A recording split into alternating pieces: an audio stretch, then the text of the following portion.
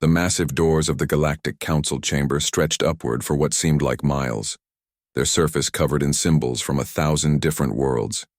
As they slowly opened with a deep rumbling sound that shook the ground, Ambassador Marcus Kane felt the weight of humanity's future pressing down on his shoulders. Behind those doors waited the most powerful governing body in the known universe, and they were not happy with Earth. The chamber beyond was unlike anything humans had ever imagined. It rose in a perfect spiral, with platforms jutting out from the walls at impossible angles, each one holding representatives from different species across the galaxy. Some platforms floated freely in the air. Others grew directly from the living walls like organic growths. The ceiling disappeared into darkness so complete that it seemed to swallow light itself. Marcus walked forward on shaking legs, his simple gray diplomatic uniform feeling pathetically inadequate compared to the magnificent beings around him. To his left, a creature made entirely of crystal chimed musical notes that his translator earpiece converted into words of contempt. To his right, something that looked like a living storm cloud crackled with electricity, as it discussed humanity's crimes in a voice like thunder. The air itself seemed hostile. It was thick with the presence of beings so ancient and powerful that they had watched stars being born. These were the rulers of galactic civilization, and they had summoned humanity to account for its actions. At the chamber's center, a massive holographic display showed Earth in all its blue and green beauty. But the image was marked with angry red symbols that pulsed like wounds. Each symbol represented what the Council called a violation of galactic law. The species known as humans, announced a voice that seemed to come from everywhere at once, stands accused of expanding beyond their designated solar system without permission. They have established settlements on worlds that belong to the Galactic Council. They have refused to pay the taxes required of all civilized species. Most seriously, they have ignored 17 official warnings to cease their illegal activities. Marcus reached the center of the chamber and stopped. Above him, hundreds of alien faces looked down with expressions ranging from disgust to curiosity to barely contained rage. His translator earpiece was working overtime, converting dozens of different languages into a constant stream of whispered commentary about humanity's fate. The Supreme Chancellor of the Galactic Council rose from his throne platform high above. He was a Kronak, a species that looked like a cross between a giant spider and a machine. His 8 mechanical legs clicked against his platform as he moved, and his multiple eyes glowed with ancient authority. Human representative. The Chancellor's voice boomed through the chamber. You will now explain why your species should not be eliminated for these crimes against galactic order. Marcus had prepared for this moment for months. Earth's best diplomats had coached him. Earth's best strategists had planned with him, and Earth's best scientists had given him information that might save his people. But standing here, surrounded by the power of 1,000 worlds, all that preparation felt like nothing. He opened his mouth to speak, but before he could say a word, something unexpected happened. The holographic display of Earth suddenly changed. Instead of showing the red marks of violations, it began showing something else entirely. Images of human cities, human technology, human achievements that the Council had never seen before. There has been a misunderstanding, Marcus said, his voice somehow carrying clearly through the vast chamber despite its impossible size. Earth is not here to answer these charges. We are here to make an announcement. The chamber fell silent. Even the crystal beings stopped their musical chiming. The Supreme Chancellor's multiple eyes focused on Marcus with sudden intensity. Announcement? The Chancellor repeated, his mechanical voice filled with disbelief. You dare to speak of announcements when you face judgment for crimes against the galaxy? Marcus reached into his diplomatic case and withdrew a small device that looked completely ordinary.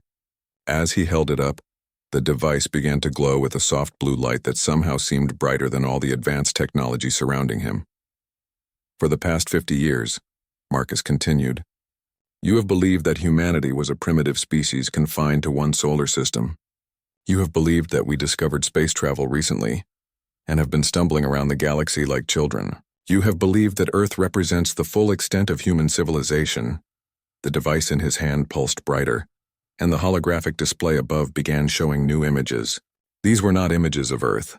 These were images of human installations on dozens of different worlds, human ships moving between star systems, human technology that seemed impossibly advanced. Every one of these installations, Marcus announced, has been operating in your territory for the past 30 years. Every one of your survey missions to these systems has been carefully monitored and guided to see exactly what we wanted you to see. The Supreme Chancellor's mechanical legs began clicking rapidly against his platform, a sign of extreme agitation in his species. Around the chamber, representatives from hundreds of worlds began talking at once, creating a wall of sound that the translation systems could barely handle. Impossible, the Chancellor declared. Our sensors would have detected any significant human presence. Our intelligence networks span the entire galaxy. Marcus smiled, and for the first time since entering the chamber, he felt completely calm. Your sensors detected exactly what we wanted them to detect. Your intelligence networks have been feeding you information that we provided. For 30 years, the Galactic Council has been operating under the assumption that you were watching humanity develop. The truth is that humanity has been watching you. The device in his hand pulsed again, and the display showed something that sent shockwaves through the chamber.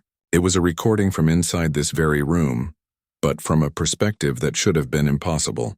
The image showed the chamber from above, looking down at previous council sessions where they had discussed the human problem in secret. We have been present for every decision you have made about our species, Marcus revealed. We know about the invasion fleet you have been preparing. We know about the plans to either subjugate or eliminate humanity. We know about the deadline you set for today. The silence that followed was so complete that Marcus could hear his own heartbeat echoing in the vast space. Hundreds of the most powerful beings in the galaxy stared down at a single human who had just revealed that everything they thought they knew was wrong. The question now, Marcus said, his voice carrying to every corner of the chamber, is not whether humanity will submit to galactic authority. The question is whether the galactic authority is ready to learn what humanity has been preparing for all these years. The device in his hand began to pulse faster, and new images appeared in the display. These showed human technology that was clearly beyond anything the Council possessed. Human installations that dwarfed their greatest achievements, and human capabilities that challenged everything they understood about what was possible. The Supreme Chancellor leaned forward on his throne, his multiple eyes fixed on Marcus with an intensity that would have terrified most beings. What are you saying, human? Marcus looked up at the assembled representatives of 1,000 worlds and delivered the words that would change galactic history forever. I am saying that humanity declines your authority. I am saying that the age of council dominance is over, and I am saying that you now have a choice to make about what comes next. The explosion of noise that followed Marcus's words was unlike anything the ancient chamber had ever witnessed. Hundreds of alien voices rose in anger, confusion, and disbelief.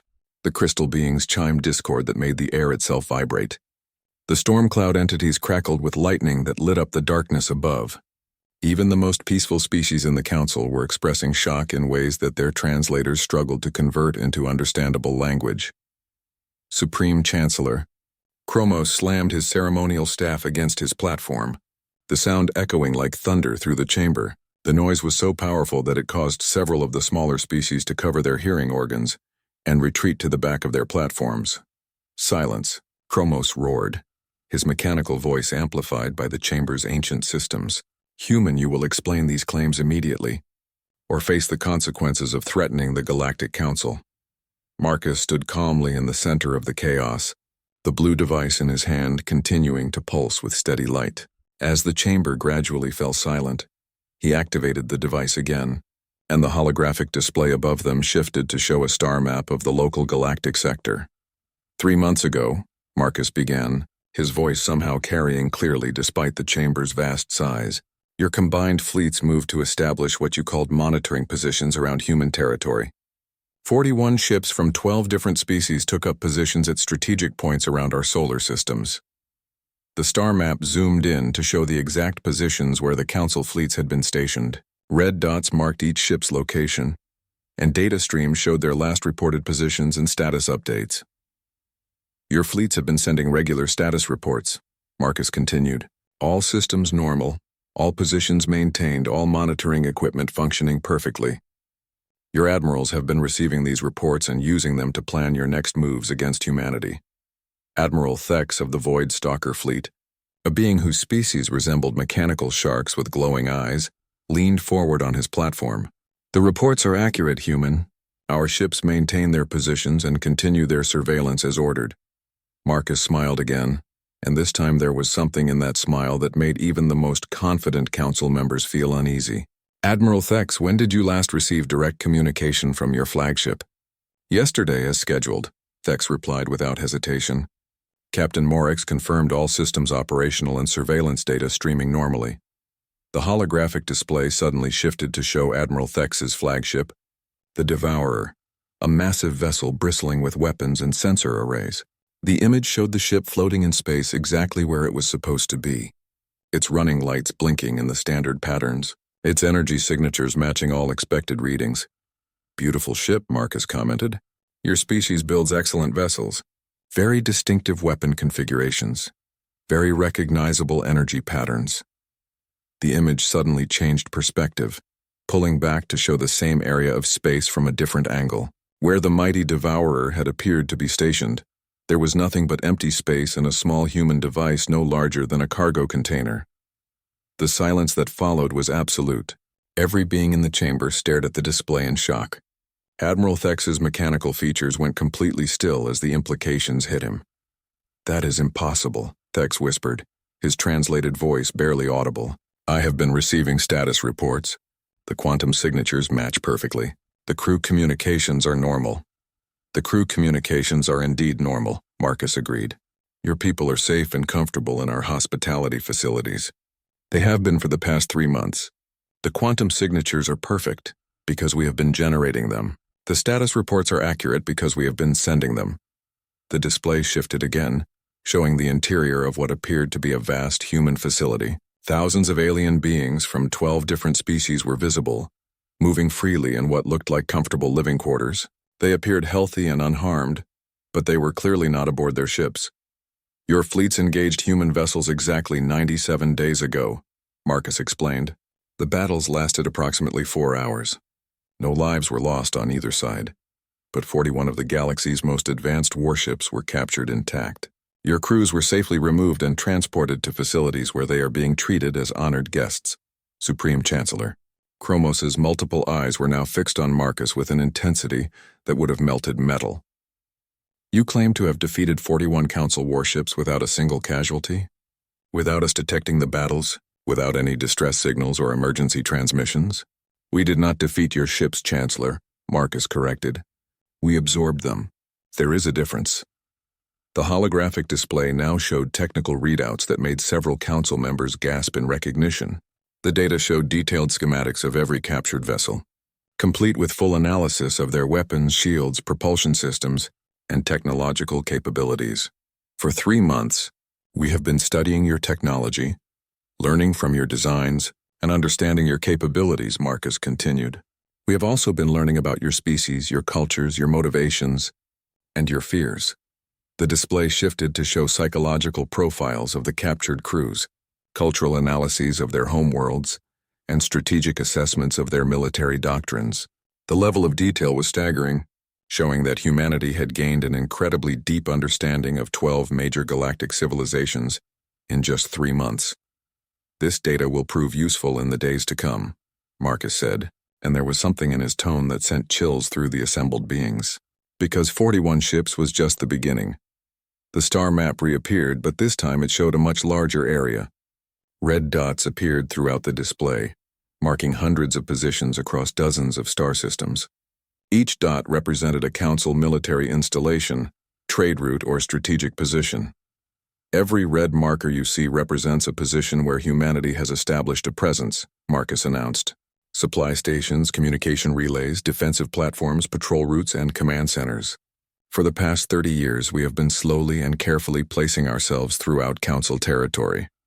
The scope of what Marcus was revealing hit the chamber like a physical blow. Humanity had not just captured a few ships, they had infiltrated the entire galactic infrastructure without being detected. "Your trade routes carry human observers," Marcus continued relentlessly. "Your communication networks route through human monitoring stations. Your supply chains include human facilities. Your defensive perimeters have gaps that we created and maintain." Counselor Vika of the Trade Federation, whose species controlled much of the galaxy's commerce, spoke up with a voice that trembled with fear. Our trade routes are secured by the most advanced detection systems in the galaxy. Nothing can move through them without authorization. Marcus looked directly at her. Counselor Vika, your personal transport vessel that brought you here today made 17 stops along the way. At each stop, you interacted with what you believed were automated trading posts. 6 of those posts were human facilities. You personally authorized the loading of supplies and equipment that are now being used to maintain our presence in your territory. The blood drained from Vika's face as she realized that her own actions had unknowingly supported human infiltration of Council space. The question, Marcus said, addressing the entire chamber, is not how humanity accomplished this without your knowledge. The question is what happens now that you do know. He held up the blue device again, and it pulsed with a new, more intense light. You declared war on humanity today, but you made one critical error in your calculations.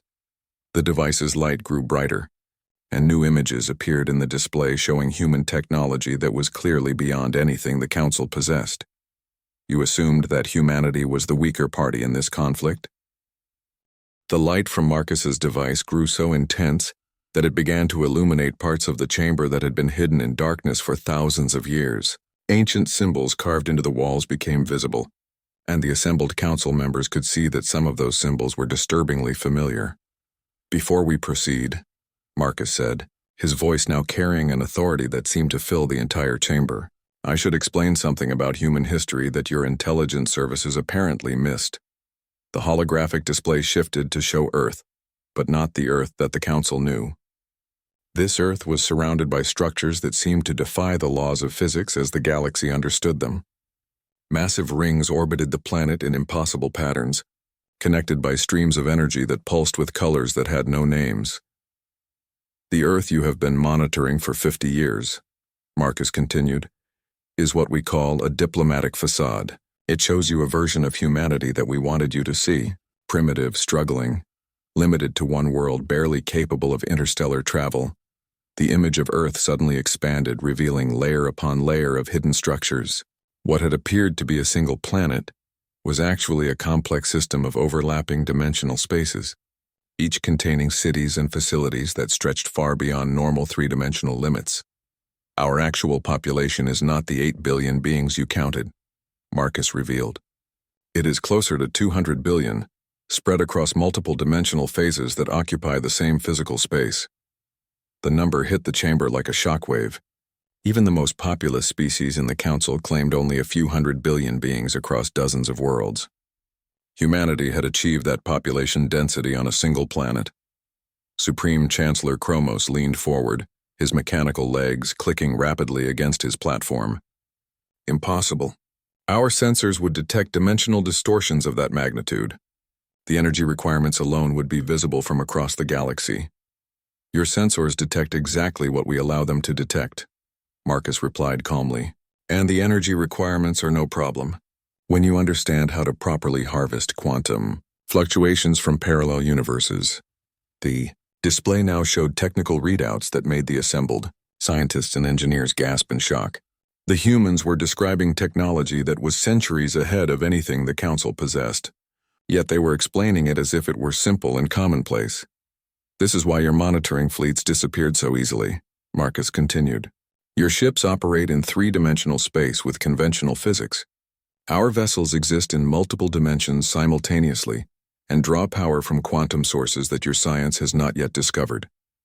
Admiral Thex, still reeling from the revelation about his lost fleet, managed to speak.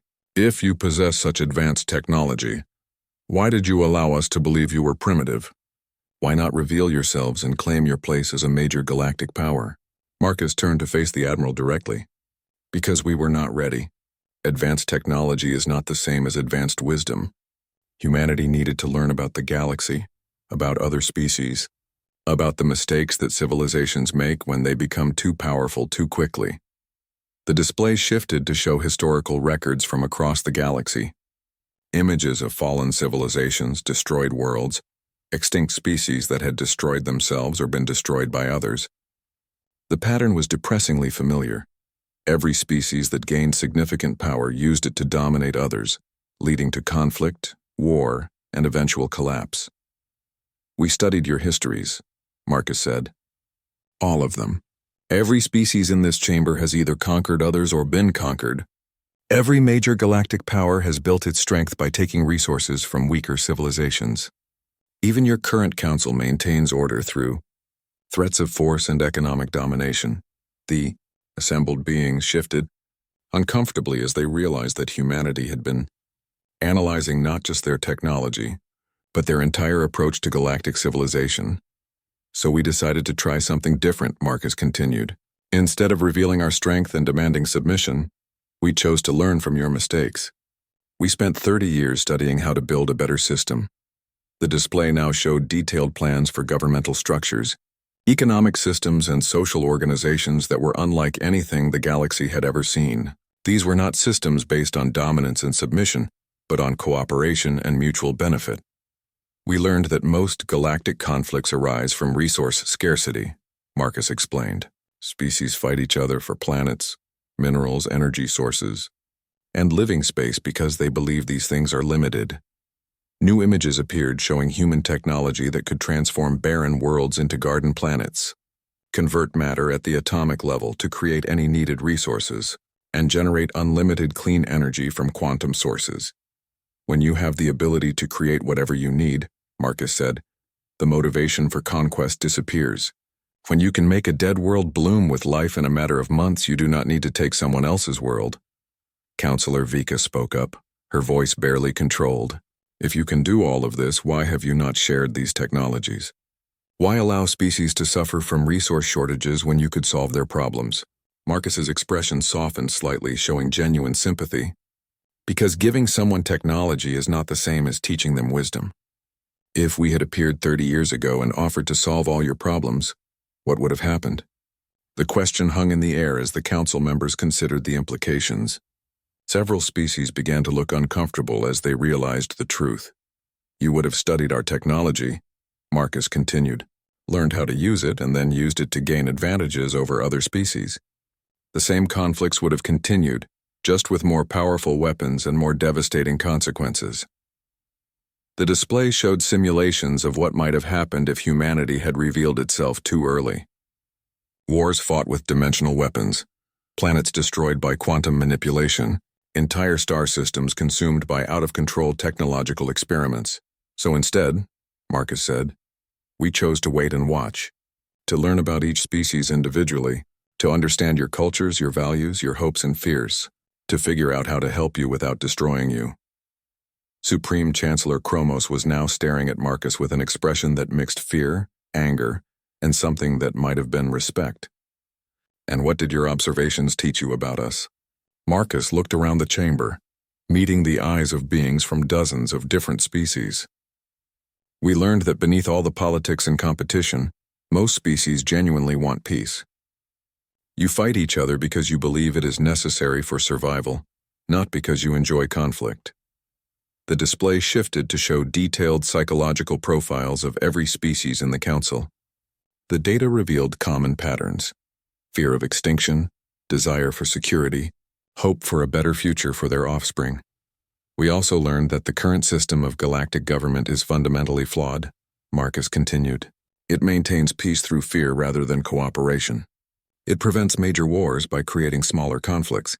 It ensures stability by making sure no one species becomes too powerful. The truth of this analysis was undeniable. The Galactic Council did indeed maintain order by playing species against each other, preventing any single civilization from becoming strong enough to challenge the system. This is why we chose today to reveal ourselves, Marcus said. Your declaration of war against humanity was the final test. We needed to see if the galaxy was ready to try a different approach. The blue device in his hand pulsed one final time, and the holographic display showed something that took every being's breath away. It was a vision of the galaxy as it could be. Species working together, sharing resources and knowledge, exploring new frontiers together instead of fighting over old territories. The age of council dominance ends today, Marcus declared. The age of galactic cooperation begins now. The only question is whether you choose to be part of building this new future, or whether we build it around you. The silence that followed Marcus's ultimatum stretched for what felt like hours, though it was probably only minutes. The assembled representatives of hundreds of worlds stared at the human ambassador with expressions ranging from shock to rage to something that might have been hope. The vision of galactic cooperation still glowed in the holographic display above them, beautiful and terrifying in its implications. Supreme Chancellor Chromos was the first to break the silence, his mechanical voice cutting through the chamber like a blade. You speak of cooperation and peace, human, but you have infiltrated our territory, captured our fleets, and deceived us for decades. These are acts of war, not gestures of friendship. Marcus nodded, acknowledging the point. You are absolutely correct, Chancellor. By the standards of current galactic law, humanity has committed numerous acts that could be considered hostile. But I would ask you to consider why we felt those actions were necessary. The holographic display shifted to show communications intercepts from across Council space. These were not human transmissions, but communications between various Council species discussing the human problem over the past several years. Project Cleansing Dawn, Marcus read from one of the displayed documents. A joint operation between the Voidstalkers and the Crystal Confederation to eliminate human colonies before they could establish defensive positions. Admiral Thex shifted uncomfortably on his platform as his species. Classified operation was revealed to the entire Council. Operation Silent Night, Marcus continued, highlighting another document. A trade federation plan to economically strangle human settlements by denying them access to essential resources. Counselor Vika looked away as her own species' secret plans were exposed. The Burning Protocol, Marcus read from a third document. A Dominion Empire strategy to use biological weapons to make human worlds uninhabitable. General Corex of the Dominion Empire, a massive being covered in armor that seemed to be part of his body, remained silent, but his clenched fists revealed his anger at being discovered. 17 different plans to eliminate or subjugate humanity, Marcus summarized. All developed in secret, all coordinated through back-channel communications that you thought were secure. We have been infiltrating your territory and capturing your ships because you have been planning our extinction for years. The weight of this revelation settled over the chamber like a heavy blanket. The Council had been caught planning genocide, and their victim had been watching them the entire time. But here is the difference between humanity and the Council, Marcus continued, his voice taking on a harder edge. When we discovered your plans, we chose to prepare defenses rather than launch preemptive strikes. When we captured your fleets, we preserved the lives of your crews rather than destroying them. When we gained the ability to eliminate our enemies, we chose to try to convert them into allies instead. The display now showed the captured Council crews in their human facilities.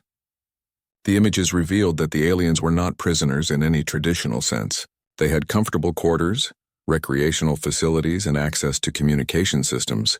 Many appeared to be engaged in discussions with human scientists and engineers, sharing knowledge rather than being interrogated.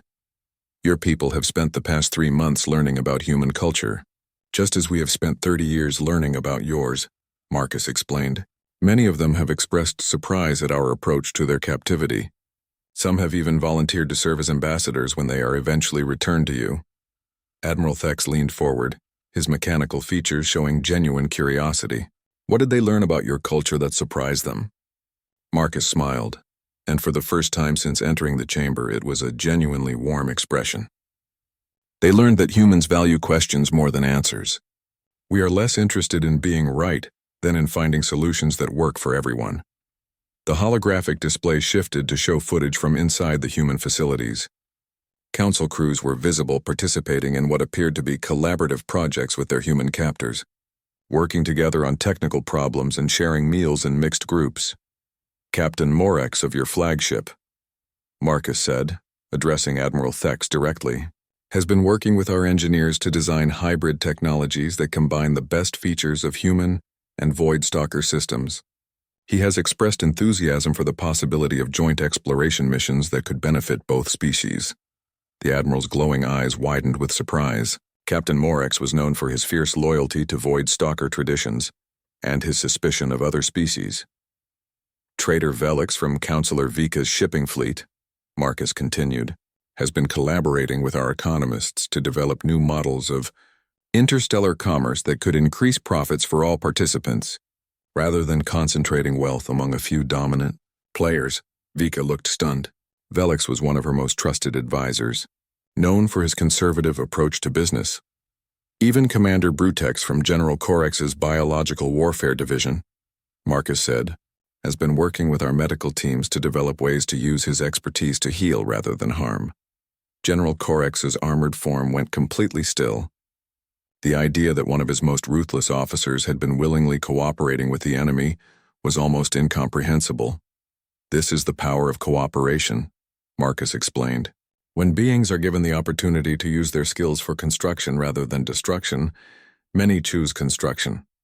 When they are treated as valuable partners rather than defeated enemies, they often become valuable partners. Supreme Chancellor Chromos spoke up, his voice showing a mixture of anger and confusion. You have corrupted our people with your propaganda. We have given them a choice, Marcus corrected. For the first time in their careers, they have been able to work on projects that benefit everyone involved, rather than being forced to compete for limited resources. The results speak for themselves. The display showed technical innovations that had emerged from the human-alien collaborations, propulsion systems that were more efficient than anything either species had developed alone, communication technologies that could translate not just language, but cultural concepts, medical treatments that combined the best features of multiple species' approaches to healthcare. In 3 months of cooperation, Marcus said, mixed teams of humans and council species have made advances that neither could have achieved alone in decades. This is what becomes possible when intelligent beings work together instead of against each other. The chamber was quiet as the representatives absorbed what they were seeing. The evidence was undeniable. Cooperation produced better results than competition. But cooperation requires trust, Marcus continued, and trust requires a willingness to change. The current galactic system is based on dominance, submission, and the threat of force. It cannot produce the kind of cooperation we have demonstrated. The holographic display now showed a detailed plan for restructuring galactic civilization. Instead of a council that maintained order through threats, it proposed a network of voluntary associations that shared resources and knowledge for mutual benefit. This is what we propose, Marcus announced. A complete transformation of how the galaxy governs itself. No more tributary payments, no more territorial restrictions, no more secret plans for eliminating rivals. Instead, open cooperation, shared resources, and collective problem-solving. The plan was breathtaking in its scope and ambition. It addressed everything from resource distribution to conflict resolution to exploration of new territories. And if we refuse? General Corex asked, his voice like grinding metal. Marcus looked directly at him, and for the first time his expression showed no warmth at all. Then you will discover what happens when a truly advanced civilization decides that peace is more important than freedom of choice. The threat was delivered quietly, almost gently, but its implications were terrifying.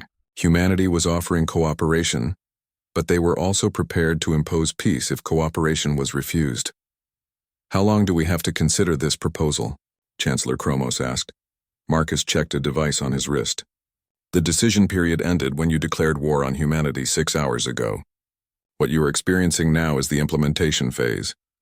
The lights in the chamber suddenly dimmed, and new displays appeared showing real-time images from across the galaxy. Council fleets were being surrounded by human vessels that had appeared from nowhere. Government buildings were being visited by human representatives who had somehow bypassed all security. Communication networks were displaying messages about new management procedures.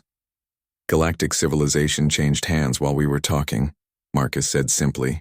The only question now is whether you participate in managing that transition or simply experience it. 1 year later, Marcus Kane stood in the same crystalline chamber where humanity had revealed itself to the galaxy. But everything about the space had changed. Where once there had been rigid hierarchies and threatening postures, now there were collaborative work groups and animated discussions about joint projects. The ancient walls still pulsed with bioluminescent patterns, but now those patterns seemed to dance with optimism rather than foreboding. The transformation had not been easy. In the months following humanity's revelation, there had been resistance, confusion, and several attempts at rebellion. Some species had tried to maintain the old ways, forming secret alliances to resist human influence. Others had attempted to develop weapons that could challenge humanity's technological superiority. A few had even tried to flee to unexplored regions of space, where they could continue the traditional patterns of conquest and domination. All of these efforts had failed, not because humanity crushed them with overwhelming force, but because they proved to be less appealing than the alternatives being offered. The rebellion of the Iron Claw Alliance had lasted exactly 6 weeks. Their plan had been to unite 12 warrior species in a coordinated strike against human installations throughout the galaxy. The strike had been perfectly executed, with simultaneous attacks on 17 different targets. Every attack had succeeded in destroying its target completely. The problem was that the targets had been carefully chosen by human strategists. Every installation the Iron Claw Alliance destroyed had been scheduled for replacement, with more advanced facilities that better served the local population. The rebels found themselves being thanked by the very beings they were trying to liberate. And their victory, celebration, turned into an awkward diplomatic reception where they were presented with medals for their contribution to galactic urban renewal. The weapons development project led by the Crystal Confederation had been even more embarrassing. They had spent enormous resources creating a new type of quantum disruptor that could theoretically pierce human dimensional shields. The weapon worked perfectly in tests, completely destroying its targets in spectacular fashion. Unfortunately, the humans had been monitoring the project from the beginning and had quietly ensured that the quantum disruptor would only work against specially prepared test targets.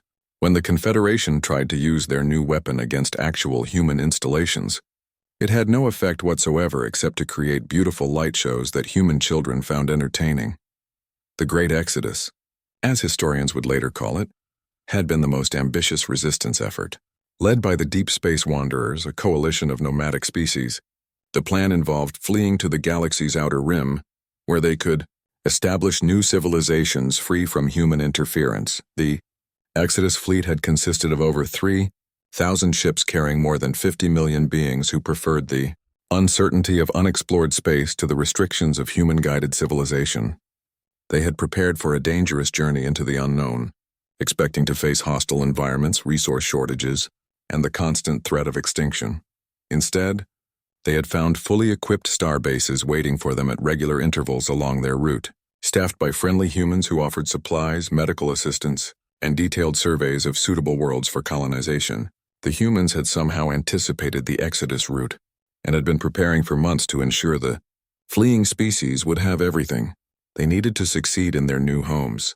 Marcus smiled as he remembered the reports from the Exodus fleets. Many of the original rebels had become some of humanity's most enthusiastic partners. Impressed by the level of care and preparation that had gone into ensuring their success, even when they were actively rejecting human leadership. Ambassador Kane, a familiar voice called out, bringing Marcus back to the present. He turned to see Admiral Thex approaching, but the former Void Stalker commander looked completely different than he had a year ago. His mechanical features had been upgraded with human technology that allowed him to interface directly with other species' systems, and his aggressive posture had been replaced by an air of confident cooperation. "Admiral," Marcus replied warmly, "how are the exploration missions progressing?" Thex's glowing eyes brightened with enthusiasm, beyond all expectations. The joint human Void Stalker crews have mapped 17 new star systems in the past month, and we have identified 6 worlds suitable for colonization. Even better, 3 of those worlds show signs of primitive life that could benefit from our protection rather than being displaced by colonization. Marcus nodded approvingly. The new exploration protocols emphasize preservation and cooperation, rather than conquest and exploitation. Instead of claiming new worlds for their discoverers, exploration teams were required to assess how new territories could be developed in ways that benefited everyone, including any existing life forms. The crystals are requesting permission to establish resonance chambers on 2 of the new worlds, Thex continued. They believe the unique mineral formations could be used to amplify their healing songs and create therapeutic environments that would benefit multiple species. Excellent, Marcus replied. Have they submitted their environmental impact assessments? Complete biological and geological surveys, plus proposals for integrated development that would enhance rather than disturb the existing ecosystems, Thex confirmed. They have learned much about sustainable development in the past year. Marcus felt a surge of pride as he considered how much had changed. The Crystal Confederation, once focused entirely on territorial expansion, now led the galaxy in developing technologies that enhanced natural environments rather than replacing them. Across the chamber, Counselor Vika was engaged in animated discussion with a mixed group of humans and aliens about something that was making her gesture excitedly with all four of her arms. The Trade Federation had discovered that cooperative commerce was far more profitable than competitive markets, and Vika had become one of the most vocal advocates for the new economic models. Ambassador Kane, another voice called. Marcus turned to see General Corex approaching, his massive armored form moving with surprising grace. The former Dominion Empire military commander had undergone perhaps the most dramatic transformation of any council leader. "General," Marcus greeted him, "I heard about the success on Redemption 7. Congratulations." Corex's scarred features showed an expression that would have been impossible a year ago. Genuine joy. The toxic algae blooms have been completely eliminated, and the ocean ecosystems are recovering faster than our most optimistic projections predicted. My biological warfare division has become quite effective at biological healing. The project on Redemption 7 had been one of the most ambitious undertakings of the new galactic cooperation. The planet had been poisoned by industrial accidents centuries ago and was considered permanently uninhabitable. Corex's teams, working with human environmental specialists, had developed biological agents that could neutralize the toxins and restore the planet's natural balance. More importantly, Corex continued, the techniques we developed can be applied to 43 other worlds that were written off as lost causes. We estimate that within 5 years, we can restore enough damaged planets to house the entire homeless population of the galaxy. Marcus felt the familiar surge of satisfaction that came from seeing former enemies become enthusiastic allies. Corex had discovered that his skills in biological warfare translated perfectly to biological restoration, and his military discipline made him exceptionally effective at coordinating large-scale environmental projects. "There is one more thing," Corex said, his tone becoming more serious. "The Deep Council has reached a decision about the humanity question." The Deep Council was a new institution that had emerged from the transformation of galactic government. Unlike the old Galactic Council, which had been dominated by the most powerful species, the Deep Council included representatives from every known civilization, including species that had previously been considered too primitive or peaceful to merit inclusion in galactic politics. "What decision?" Marcus asked, though he suspected he already knew. "The formal request for humanity to accept permanent membership in the Deep Council has been approved by unanimous vote," Corex announced. "All 4,732 species have voted to invite humanity to take their place as full participants in galactic governance rather than remaining as advisors and guides." Marcus felt a mixture of relief and anticipation. For the past year, humanity had been careful to maintain their position as helpful outsiders rather than rulers. They had provided technology, resources, and guidance but had deliberately avoided taking formal control of galactic institutions. "We accept," Marcus said simply, with gratitude and humility. Corex smiled, an expression that would have terrified most beings a year ago, but now conveyed warmth and friendship. "Excellent. The inauguration ceremony is scheduled for next week, and every species in the galaxy is planning to attend." As Marcus looked around the transformed chamber, watching former enemies work together on projects, the galaxy had